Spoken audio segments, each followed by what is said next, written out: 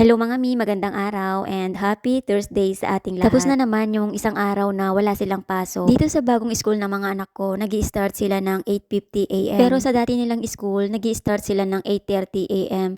Siguro depende yan sa school kung anong oras sila nag-i-start.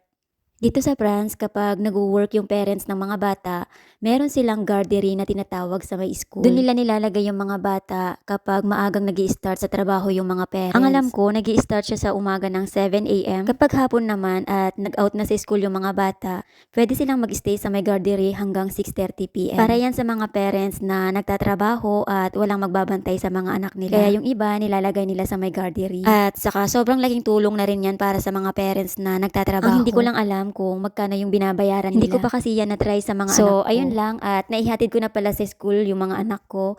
At ngayon naman ay gagawa ko ng pang-treatment sa buhok ko.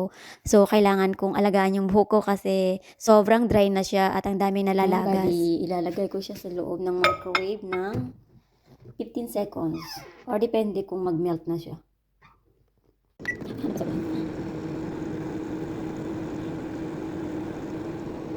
So, tingnan natin kung mag-melt na. Hindi pa masyado. So, konti pa.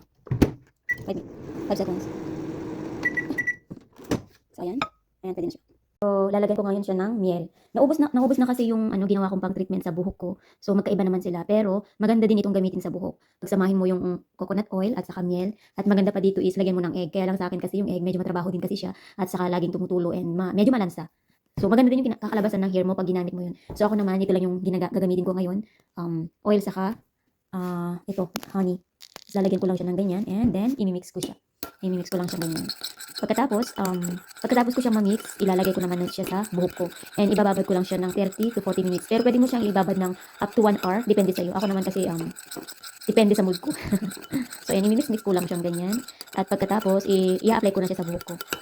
So, ayan, tapos ko nang na-mix at i-apply ko na siya sa buhok ko. Kung isa din kayo sa namomroblema sa buhok nyo dahil sa paglalagas o kaya naman dahil sa pagdadry, so try nyo din subukan ito, baka sakaling hiyang din sa inyo. Ganyan lang yung gagawin nyo, i-massage nyo lang sa may buhok nyo at saka sa may anit.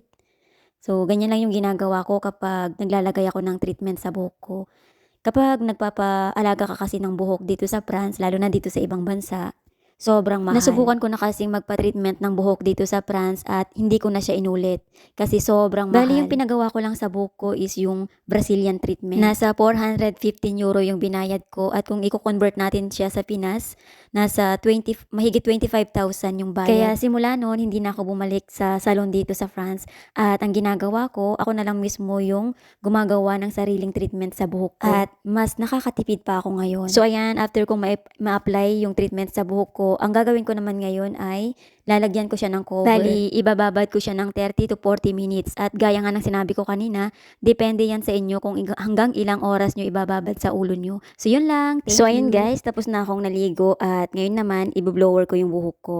Dito kasi sa France, hindi uso sa kanila na lumalabas ng bahay na basa yung buhok. Kaya isa din ito sa dahilan kung bakit nagdadry yung mga buhok natin kakagamit ng blower. Bali, ginagawa ko lang ito sa buhok ko 2 times a week. So, ayan guys, tapos ko na siyang ma-blower at saka sobrang lambot niya sa buhok.